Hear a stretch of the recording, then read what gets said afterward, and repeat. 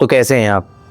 तो आज की जो वीडियो है वो भी काफ़ी ज़्यादा डरावनी होने वाली है, क्योंकि आज मैं लेकर आया हूँ दिल्ली के सबसे खतरनाक रियल हॉन्टेड स्पॉट की सच्ची घटना, जो कि है मलचा महल की।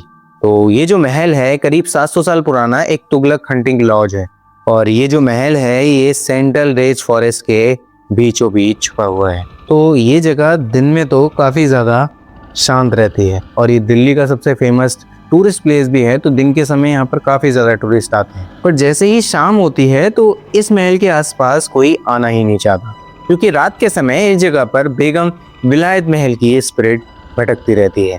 और इस जगह के आसपास के लोगों ने रात के समय यहाँ से घुंघरूओं की भी आवाज़ सुनी है, और इस जगह को टाइम्स ऑफ इंडिया और न्यूयॉर्क टाइम्स ने भी दिल्ली का सबसे हॉन्टेड स्पॉट माना है। इसके बारे में आप नीचे से पढ़ सकते हैं, क्योंकि आर्टिकल्स के लिंक आपको नीचे डिस्क्रिप्शन में मिल जाएंगे। तो अब आते हैं अपनी रियल कहानी पे। तो ये बात है 2010 की।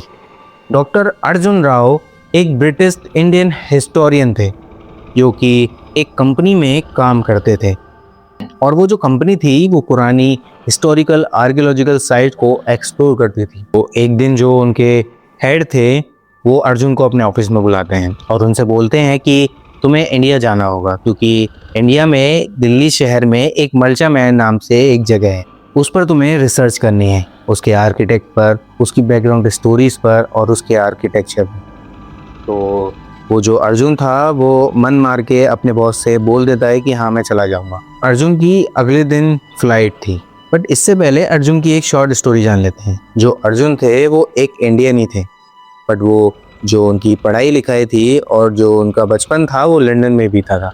जो उनके पेरेंट्स थे वो इंडिया से ही थे, वो इंडिया से माइग्रेट कर चुके थे लंदन, और जो अर्जुन था वो इंडिया में वापस नहीं आना चाहता था, क्योंकि वो जानते थे कि इंडिया के लोग काफ़ी रिलीजियस हैं और अंधविश्वासी टाइप के हैं।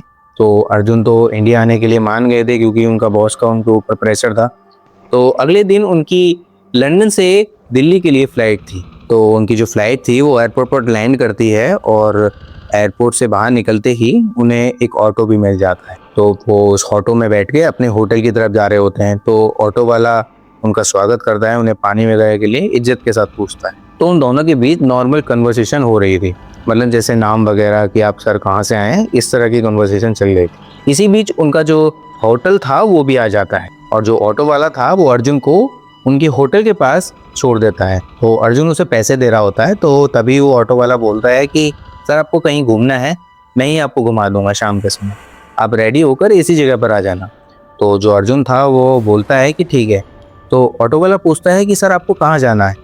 तो जो अर्जुन था वो बताता है कि यहाँ पर मलचा महल नाम से एक जगह है, जो कि जंगल में है। तो वो जो ऑटो वाला था वो मुंह फुलाकर वहाँ से चला जाता है। तो अर्जुन को समझ नहीं आता कि ये इस तरह कैसे क्यों चला गया।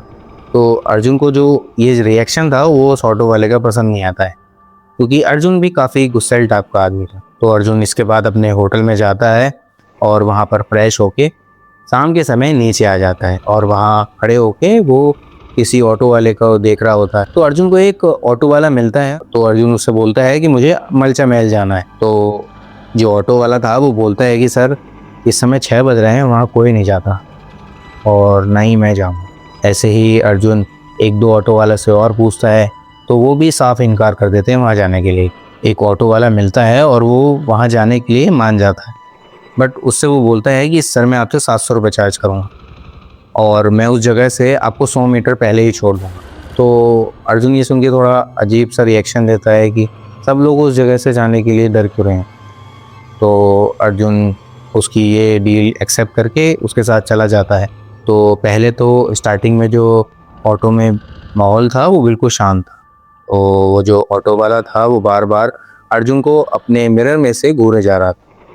तो वो जो ऑटो वाला ही अर्जुन से पूछता है कि सर आप इस समय वहाँ क्यों जा रहे हो। तो अर्जुन जवाब देता है कि ये मेरा काम है इस समय जाना, वहाँ पर मुझे एक रिसर्च तैयार करनी है। फिर वो जो ऑटो वाला है वो अर्जुन को बताता है कि शाम के समय सर वहाँ का गेट बंद हो जाता है। तो अर्जुन बोलता है कि मेरे पास गवर्नमेंट अप्रूवल परमिशन है। तो ये सब सुन के जो ऑटो ड्राइवर था वो चुप हो जाता है और उसे उसी गेट पर आके रोक देता है। तो वो जो अर्जुन था वो उस ऑटो वाले को पैसे देता है। तो वो जो ऑटो वाला था वो अर्जुन से बोलता है कि सर इस समय सतर्क रहना। और मैं यहीं पर ही खड़ा हूँ, अब जब भी आपको कुछ लगे तो मेरा नंबर ले लीजिए, आप मुझे कॉल कर देना, मैं आ जाऊँगा। तो इस बार जो अर्जुन था उस ऑटो वाले पे भड़क जाता है कि मुझे इन सब चीज़ों को मतलब नहीं है, मैं यहाँ पर सिर्फ अपना काम करने आया हूँ। ये सब सुना के अर्जुन वहाँ से चला जाता है। बट वो जो ऑटो वाला था वो वहीं पर ही खड़ा रहता है। अर्जुन उस गेट पर पहुँचता है जहाँ पर एक वॉचमैन था, वो उसकी परमिशन चेक करता है और वो जो वॉचमैन था वो अर्जुन को उस महल में जाने के लिए एंटर कर देता है। तो अर्जुन अंदर चला जाता है। तो अंदर जाके वहाँ का जो एटमॉस्फेयर था, अर्जुन को काफ़ी सुकून महसूस होता है उस एटमॉस्फेयर में। तो वो जो अर्जुन था उस महल में एंटर करता है।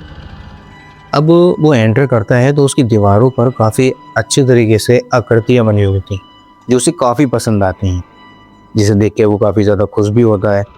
तो इसी चीज़ को कैप्चर करने के लिए वो अपना कैमरा ओपन करता है, फ्लैश ऑन करता है कैमरे की। तो जैसे ही अपने कैमरे से वो फ़ोटो क्लिक करने की कोशिश करता है तो पीछे से आवाज़ आती है कि तुम कौन हो, यहाँ क्यों आए हो। तो अर्जुन अपनी धुन में था तो वो बोल देता है कि मेरा ये काम है और यहाँ पर मैं रिसर्च करने आया हूँ। तो अर्जुन को एकदम रियलाइज़ होता है कि मैं तो यहाँ अकेला था, ये आवाज़ किसकी थी। तो जो अर्जुन था वो एकदम से पीछे पलट के देखता है तो उसे कुछ नहीं मिलता है। उसके पीछे और दूर दूर तक कोई नहीं था उस महल में, सिर्फ वो अकेला ही था। तो जो अर्जुन था वो अपनी रिसर्च कर ही रहा था। तो कुछ देर बाद उसे कुछ फुसफुसाहट की आवाज़ आती है और घुंघरूओं की भी आवाज़ आ रही होती है। तो इस आवाज़ को फॉलो करते करते वो एक हॉल में चला जाता है। तो जो अर्जुन था वो उस हॉल में एंटर नहीं करता है, वो उस हॉल के एंट्रेंस पर ही खड़ा था। और उस हॉल में वो क्या देखता है, एक सफ़ेद कपड़ों में एक औरत खड़ी थी जिसकी आंखों में अलग सी ही चमक थी जो कि अर्जुन को ही घूर रही थी। अभी ये जो चीज़ अर्जुन ने देखी थी उसे देखकर काफ़ी शौक होता है कि यहाँ पर तो कोई नहीं था, अब ये औरत कहाँ से आ गई। तो वो इस चीज़ को रिकॉर्ड करने के लिए अपना कैमरा ओपन करता है और उस कैमरे की स्क्रीन में देखता है। तो वो क्या देखता है कि पहले तो वो जो उसका कैमरे की स्क्रीन थी वो बिल्कुल वाइट हो जाती है। तो थोड़ी देर बाद वो जो सामने औरत खड़ी थी वो गायब हो जाती है। अब अर्जुन को वो औरत दिखती ही नहीं है आगे। अब अर्जुन अपना कैमरा इधर उधर मूव करता है ताकि वो औरत फिर से मिल जाए। तो अचानक से अर्जुन को महसूस होता है कि उसके पीछे कोई खड़ा है, क्योंकि उसके पीछे से सांस लेने की आवाज़ आ रही थी। अब ये सुन के जो अर्जुन था वो पीछे मुड़ता है तो वो क्या देखता है कि वो जो औरत पहले जो हॉल में खड़ी थी वो उसके जस्ट सामने खड़ी थी। अब ये देख के जो अर्जुन था वो काफ़ी शॉक हो जाता है, काफ़ी डर जाता है। अब वो डर के मारे अपनी आंखें बंद कर लेता है, बट उसके जो कैमरे में ये सब चीज़ रिकॉर्ड हो रही थी। अब वो जैसे ही हिम्मत करके अपनी आँख खोलता है तो वो क्या देखता है कि अभी उसके सामने सिर्फ एक औरत खड़ी थी। अब अचानक से उसके सामने कई सारी औरतें खड़ी होती और वो भी बिल्कुल सफ़ेद कपड़ों में थी। अब वो जो औरतें थीं वो अर्जुन को देखकर बोलती हैं कि यहाँ से चले जाओ वरना हम तुम्हें मार देंगे। अब ये देख के जो अर्जुन था वो और भी ज़्यादा शॉक हो जाता है और फिर अचानक से बहुत सारे कुत्तों की भौंकने की आवाज़ आने लगती है। काफ़ी अजीब तरीके से वो कुत्ते भौंक रहे थे। अब ये सब सुन के जो अर्जुन था वो वहाँ से तेज़ी के साथ भागता है और भागते भागते वो पीछे की तरफ देखता है तो वो क्या देखता है कि अभी जो वहाँ उसे वो औरत खड़ी हुई दिखाई दे रही थी अब वहाँ पर कोई नहीं था। अब भागते भागते उस गेट के बाहर पहुँचता है तो उस गेट के पास जो वॉचमैन था अर्जुन की ऐसी हालत देख के उससे पूछता है कि सर क्या हुआ। बट अर्जुन भागते भागते उसे इग्नोर करके उस जगह से बाहर निकल जाता है। तो वो क्या देखता है कि पास ही में एक ऑटो वाला खड़ा था। तो अर्जुन जो है उस ऑटो वाले के पास जाता है तो वो क्या देखता है कि ये तो वही ऑटो वाला था जो उसे यहीं पर छोड़ के गया था। अब जो ऑटो वाला था अर्जुन की ऐसी हालत देख के बोलता है कि सर मुझे पता था कि आप वापस आएंगे, क्योंकि इस महल के अंदर जो बेगम की आत्मा है जो रात के समय भटकती रहती है वो यहाँ किसी को रुकने नहीं देती। अब ये सुन के जो अर्जुन था वो काफ़ी ज़्यादा डर जाता है। न वो ड्राइवर बोलता है कि आइए सर मैं आपको आपके होटल छोड़ देता हूँ। अब जो ऑटो वाला था वो अर्जुन को उसके होटल में छोड़ देता है।